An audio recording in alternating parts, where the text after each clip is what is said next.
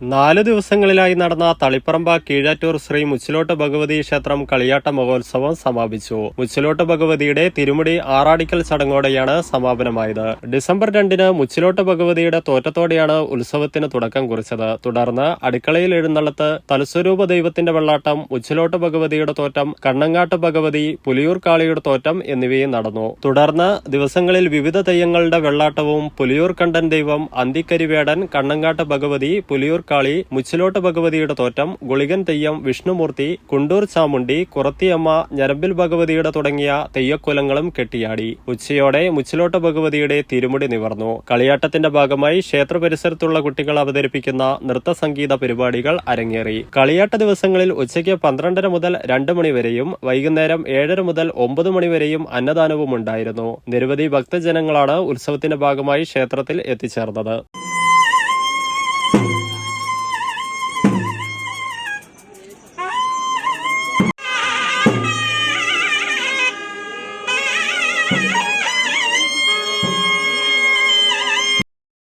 Silver pumps ലോകോത്തര നിലവാരം പുലർത്തുന്ന ഈടുറ്റ പമ്പ് സെറ്റുകൾ.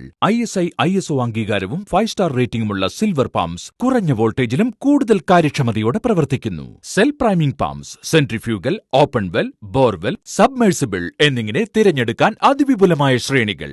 സിൽവർ പമ്പ്സ്, ഏവരും ബുദ്ധിപൂർവ്വം തിരഞ്ഞെടുക്കുന്ന പമ്പ്.